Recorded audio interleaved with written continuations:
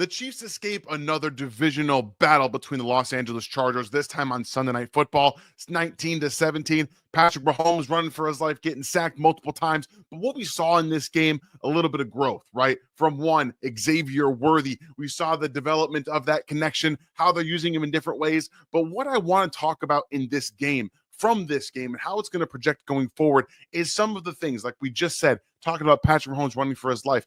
Is DJ Humphrey is going to give them more at left tackle? Is he going to be healthy? Is he all right? But also, are they going to be able to adjust not only to having maybe Wanya Morris or Kingsley Suamataia in at left tackle, but are they going to be able to adjust to the defensive side? Turk Wharton had a fantastic game. All that being said, there's adjustments now that it's December. The Chiefs have taken the best hit from most of these teams, and it's time to adjust. So let's go ahead and get into it here on RGR Football.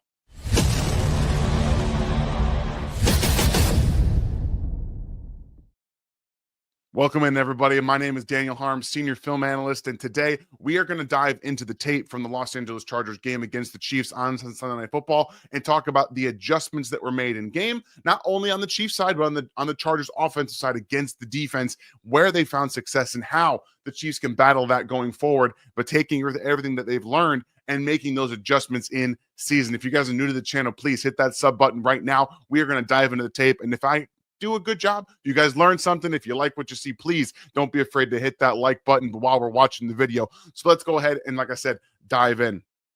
We're going to start on the defensive side of the football here. I really wanted to showcase this because it is a growth moment, again, for a young DB, a couple of young DBs. This is a complicated secondary to learn, okay? It's not easy to come in and be impactful, as we've seen over the years with Brian Cook and Shamari Connor. Now we're seeing a little bit with Jaden Hicks. But right here at the top of your screen, you're getting a little bit of switch release from these players, okay? So you have basically what switch release is you've got two offensive wide receivers. They're going to switch, okay?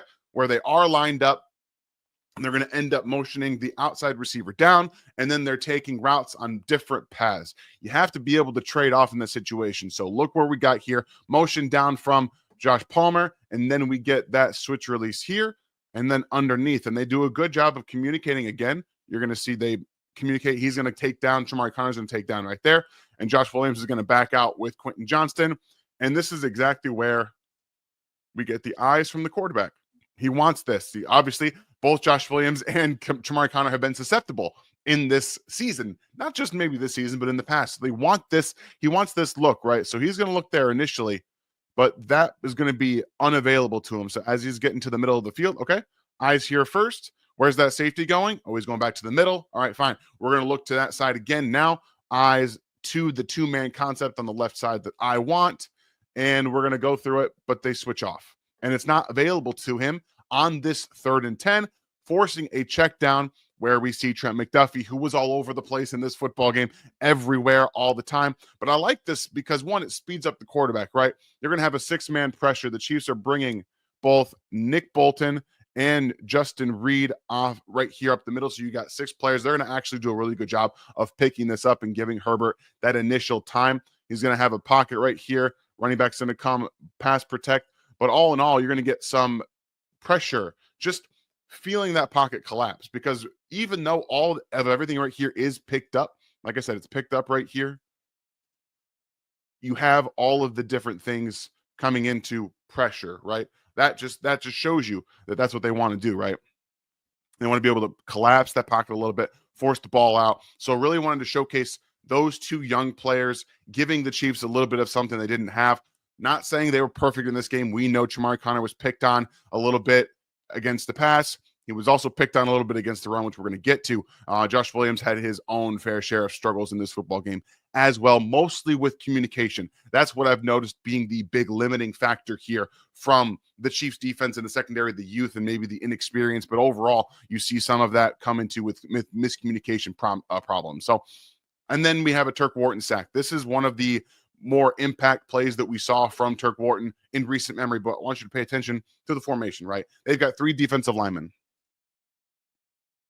Right down here with Chris Jones, you got Turk Wharton, and then, hey, lo and behold, Leo Chanel played more defensive end in this football game than I think most people expected, but that's one of the reasons that Joshua Uche is not playing. He's not active. Now, Do I think that's a good idea to just not have him active? No, but that's not my decision. Again, they are comfortable with bigger, longer, more physical players at defensive end.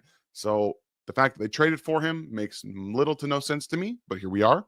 Again, I'm not mad. We're just going to talk about it. Yeah, but on this play, what they're going to do here is they're going to take Nick Bolton and Shamari Connor, and they're going to line them up.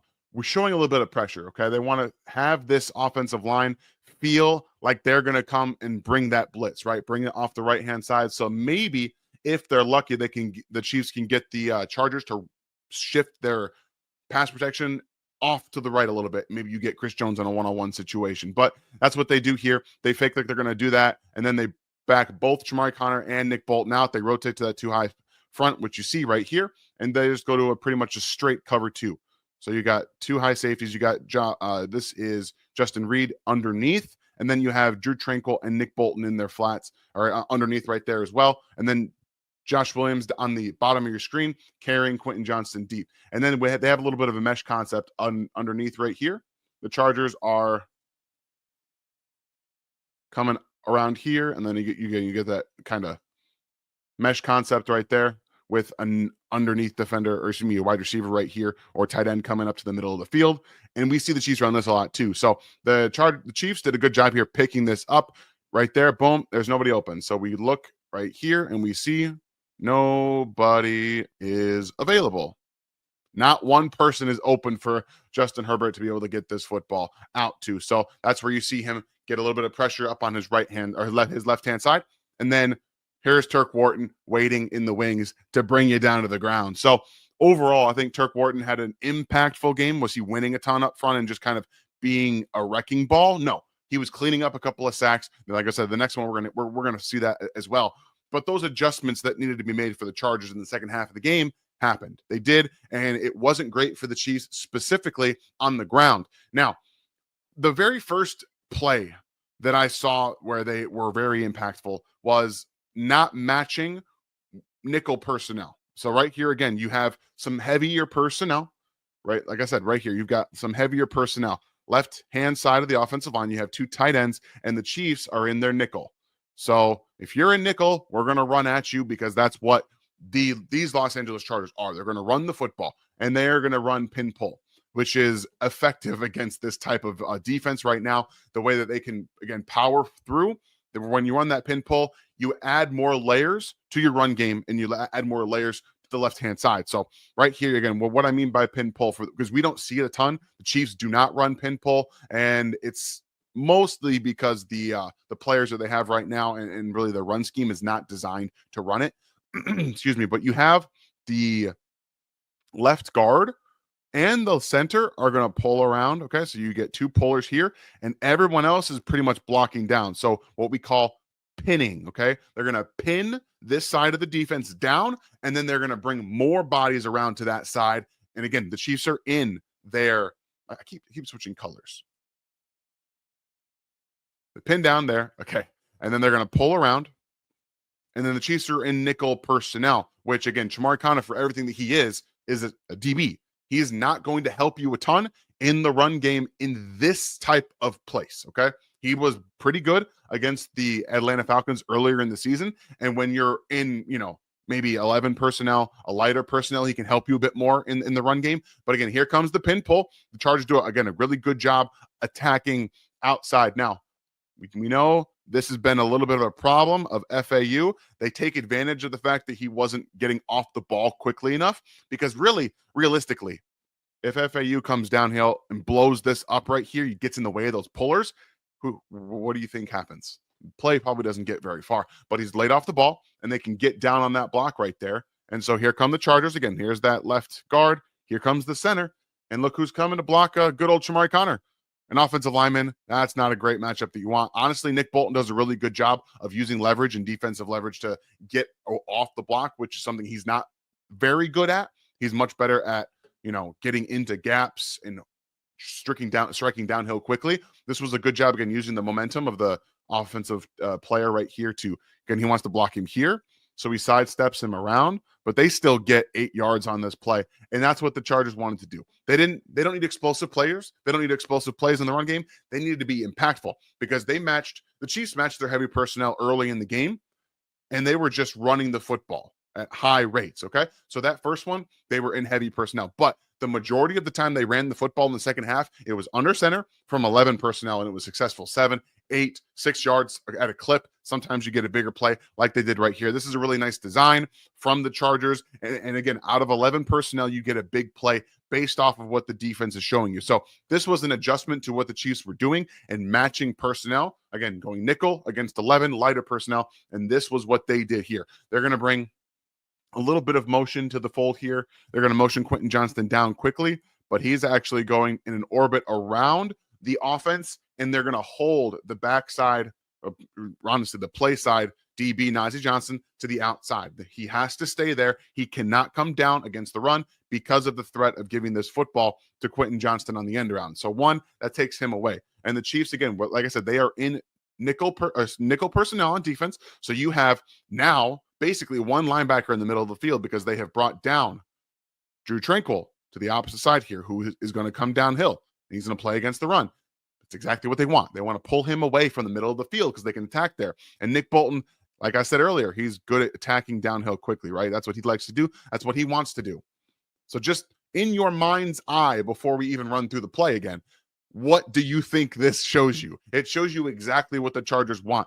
And then they do a nice job here of moving different pieces. There's that Quentin Johnston motion. They're also going to move Darius Davis right here, who's going to come through this C gap on the opposite side of the formation here. And then you get that loop around as well. And they have attention from the running back this way. So that's why Nick Bolton comes downhill here to meet here. Also, offensive line, this is all kind of moving this way. So it looks like split zone off the snap right there.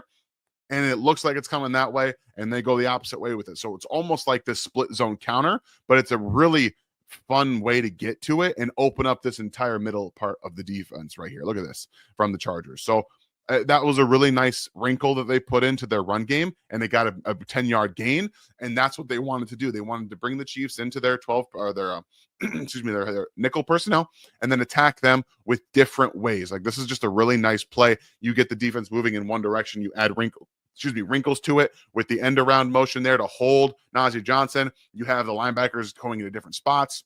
Boom. Okay. The Chargers had 3 drives in the second half of the football game. Touchdown, field goal. Okay. The field goal was another long drive. Again, successful in the run game, but when it mattered, when it came down into the red zone to prevent the now, do I think that if the Chargers score a touchdown, the Chiefs don't score a touchdown? No, I think the Chiefs score a touchdown if that's what happens. But that's not what happened, right? This is the play that allowed the Chiefs to hold them to a field goal and really make this play happen for the Chiefs, make this game happen. So now this is another Trent McDuffie type of situation here. I want you to look at the top of the screen. He's in basically just one-on-one situation, man coverage to the outside. This is your guy. Don't let him win. So there's what they do. They snap the ball. Obviously, you have Drew Tranquil lined up in the middle of the defense where, he's showing, okay, I might come down here on a blitz. We'll try to get a one-on-one for Chris Jones, right? That's what they want to do. They always want to create one of those one-on-ones. So right here, this is a design. We see this from Patrick Mahomes and the Chiefs all the time, where Justin Herbert's eyes are initially to the left to hold the defense, to hold the safety, and he's going to come back and you throw that one-on-one there. But we'll look at what we got. So you have Trent McDuffie with eyes not only on there, but he's moving with the receiver. So he knows that the football's coming now, and that's where he's going to turn and run. He is in perfect position. There's nothing that Justin Herbert can do. He knows that. He can't check the ball down because you have the linebacker in the secondary or the second level there on the flat route, and that's where the pressure comes. Really want to shout out the right-hand side of the defense and also FAU. FAU doesn't clear his block. He doesn't get out of the way, but what he does is he creates a problem for Justin Herbert because, again, there's that initial pressure from Chris Jones and GK coming into the same part here. And because that football cannot come out right here, you have a problem. But again, I want you to see where Rashawn Slater is from left tackle position. Now he's going to be basically in the middle of the offensive line. That's a problem for Justin Herbert because as he brings the ball down here, look who's in his face, his left tackle. And again, really, this is a very good job And then John Wharton puts his player in the ground, and then they get the sack. So that's, I think, a really good adjustment in another 4-man rush area, more like a stunt, right? You see Tershawn Wharton have to come around here, and then you have FAU bringing down to the middle there, but he takes his blocker with him, and that's where you see Tershawn Wharton once again kind of throw him off because he has that inside track. So really good play up front from everybody all around. So the defense is going to have to they're not always going to play a team like this where they can be far more physical in the run game with their blocking and their schemes and their downhill running game like the Los Angeles Chargers. So now we're going to kick on over to the offensive side. Obviously, the Chiefs have had their problems executing, right? They've had some problems executing. The plays are there. You guys, you followed me. You watched me last week. You know that I showed you some of the plays that are there for the Chiefs and how they're able to get open. And this time, I'm going to go ahead and we're going to talk about the offensive line play, tackle play specifically. So this is not an uncommon concept for the Chiefs. They run this pretty frequently, okay? So their idea is trying to get Justin Watson on the outside, running a little bit of a dig here to the middle of the field. Maybe it's a bit longer than that, but you've also got Travis Kelce here. He's going to run this curl, but the main thing here is right there. You got Xavier Worthy booking it down the middle of the defense, taking away the top, right? Opening the middle of the field, right? That's what his job is here. He's going to open it. Anyone that's on the deeper part of the field is going with him. So Patrick, again, eyes to the middle, right? You want to bring extra attention to Xavier Worthy. All right, we're going to put eyes on it. That's what we're going to do. So you get the back off right there from their defense. Also, Derwin James going with him as well. So you have that underneath. And then what you also see is this right there. You have this along with this player right here. You got two eyes looking at Travis Kelce. So you have multiple players going with Travis Kelce. And then you have the defense widening down the field because of Xavier Worthy. And again, eyes from Patrick Mahomes going there. So now he's, instead of being able to just step up in the pocket and hit Justin Watson right here where he wants to because he was about to throw the football, he has to now stop, come up on third down, and takes a sack. So they have what they want. Once again, offensive line doesn't give them the time that he needs to get into that moment, right? It's not quite there. So right there, you see right here, look at him. He's ready. He wants to throw it, and maybe he still should. I don't know. But at the end of the day, Patrick doesn't trust the offensive line. That much is obvious. When you're rotating 3 different tackles in, and Juwan Taylor hasn't had his best season, I think that, even Trey Smith a little bit at times has been rough on that right side. He runs up into a tackle, into a sack right there. So this is what it should look like. A little bit more of what it should look like. It's not the exact same concept. It's not the exact same, but this is a much longer down and distance from the Chargers, and they're going to run a little bit opposite. So you got actually inside release from Quentin Johnston. Inside, and he's going to come down on the dig route, right? Underneath here, you're going to have this player run basically to the middle of the field, right? It's going to look a little bit different, but the concept and the idea is the exact same, okay? Execution was far better on the Chargers' part right here. So he's running over the middle of the field right here, taking some attention underneath, right? It's exactly what he does. Boom, attention here, not that big a deal. Now, look at the pocket. This is clean. He can just step right up into that. There's nobody in the middle of it. He steps up into it and he throws it and he trusts it, right? Trusts offensive line. Patrick Mahomes does not trust his offensive line. And that's the big problem here. While you could say, oh, maybe Patrick can step up here and still throw that football, he does not trust them to make this type of play. Now, I don't care about the penalty, okay? I really don't. But that's what that's supposed to look like, okay? It's not the exact same play design, but it's the same type of concept. You're getting an underneath route, drawing attention from the underneath defenders, and hitting the dig on the backside of that. So when you have an offensive line that you can trust, a tackle play that you can trust, more importantly, then things become far easier for your quarterback to operate at a high level. And why doesn't he trust his offensive line? Why doesn't he trust it? Well, that's because even when a team brings 3, he's in trouble. 3-man rush. The funny part about this is that they rushed 3, they put a spy on him, and it still should have been a touchdown for the Chiefs. This should have been an easy touchdown for the Chiefs. Again, we're going to talk about Xavier Worthy, motion him down to the right side. Now you got trips formation at the bottom. Travis Kelce here is going to run a little bit of a bender inside and out. You've got Juju Smith-Schuster here running the opposite. He's going to bend outside and in. So almost like a scissors concept. And then this route from Xavier Worthy, who's going to come up, step in, and go out. You've got defenders moving in and out with Travis Kelce and Juju Smith-Schuster, and he runs a beautifully executed kind of almost return route. But you see, it's almost like a pivot too, right? He comes in and then he pivots back out. This, if Mahomes had a smidgen of time, is going to be thrown, just touch passed to him, and it's going to score. It's going to score. But unfortunately, again, it's rotating your left tackles in and out. And DJ Humphries not able to get this play down. You can wide nine position. He's not out there fast enough. It's all over from the start. It's all over from the start. There's no place for him to go. So even on the right side, you had some pressure in there immediately. So the offensive line, yes, is going to be a problem. There's adjustments to everything. There's always adjustments, and the quarterback can help out a little bit. Patrick Mahomes does help you out a little bit. Obviously, he gives you some things that you don't have at most other places. But it is time to adjust, right? It's time to adjust. The run game, they ran the ball, I think, like 5 or 6 times in the first drive against the Chargers. It was sparingly until the maybe 6th, 7th drive in this game. But the adjustments, right? I like this adjustment. Something that we haven't seen the Chiefs do a ton of this year, but they saw it and they did it far more against the Chargers. Maybe it's a schematic thing, maybe not, but I like just giving them something different, right? Take advantage of the space, all right? Up and out. And honestly, Hopkins had a few of these in this game where he did this, he pivoted back out and around, but just adjusting here a little bit there. I like bringing in heavy personnel, making the defense think you're going to run it, and then you throw it as an extension of your run game, right? You're not looking for an explosive here.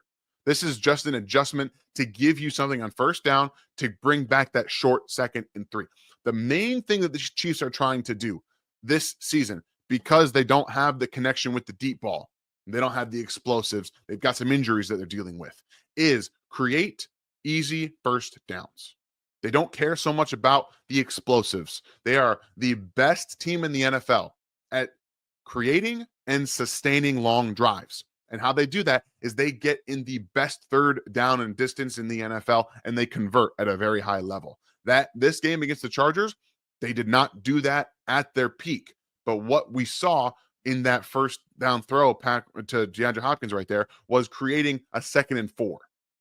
Creating, if you don't have maybe the run game that you want, creating some of those short situations for your 2nd down and your 3rd down plays.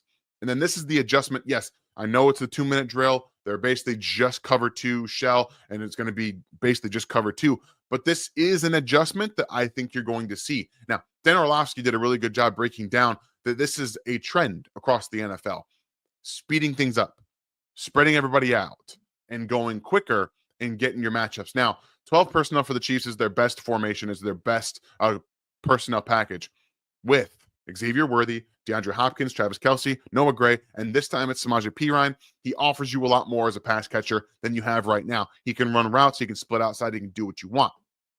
Now, I like this a lot because you're going to just have Samaje Perine going down the field, then just out, and then you got out right there. So you're just taking advantage of space. You're going to split him out, and what does it do? Lets Patrick read the defense easier, and right there, boom, easy pitch, catch, and it's a first down. Again, that's a 2nd and short. These type of plays are becoming more commonplace across the NFL. It helps out your offensive line a little bit. Now, you can't just do it all the time, obviously, because teams are just going to blitz and they're going to play press, and they're just going to bump you out of all your situations and all your fits. That's a problem. But if you do it enough, just sprinkle it in enough, you get exactly what you want. And I think this is one of the more important things about the Chiefs offense is that this was an adjustment because we haven't seen them do it. They don't run hurry up. This was quicker. This was spread, not something they always do a ton of. But here you got 3-by-1 formation, and you're going to get another play to Noah Gray, who's learning a little bit from Travis Kelce about how to get upfield. Obviously, you can see that his pivot back inside is not as quick as Travis's is at times, but I like this, again, another concept where outside receiver, just take up space. Travis Kelce, go do your thing, and then we're going to have a little bit of a pivot route here where you go whoop back around and into that space. So Noah Gray, has been an ancillary piece for this offense and been one of the more important players as we've gone to the last month and a half, and he's continuing to grow.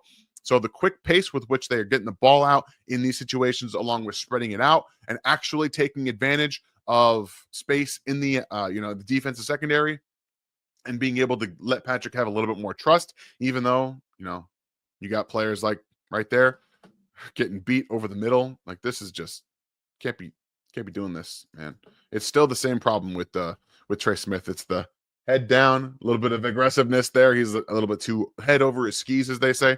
So all in all, I think it was a really good adjustment. And then they just went away from it because, again, you're trying to maybe tell everybody that they're not trying to always do that. So all in all, defense adjusts.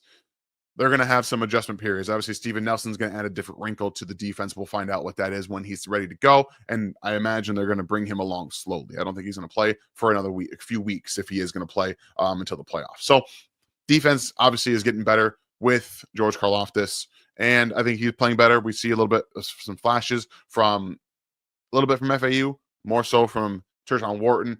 Charles Menahue is going to get there, and he's still getting his feet under him. So just wait for that. But all in all, offense is making the adjustments, and I think that these are the adjustments they have to make. Matt Nagy, with Andy Reid's help, obviously with the play calling, but the designs. I think that's really the most important thing right now, is designing some more quick things, right? Those quick plays out of spread and going, maybe no more no huddle, but out of 12 personnel give you far more flexibility because you can still run the ball out of 12 as well. So there's a lot of different things that they can do, and I'm excited to see what they end up doing, because it is time to make those adjustments and start executing and getting not just to the postseason. Obviously, they have already secured the division, aiming for the 1 seed. All right. The Browns are up next. You guys make sure to tune in tomorrow. Gary will have a piece for you. Ryan and I will be back on Friday with the game plan, Chiefs versus Browns. I hope you guys enjoyed the breakdown. If you're not sub to the channel, please do that right now. Hit the like on the way out, and I'll see you guys.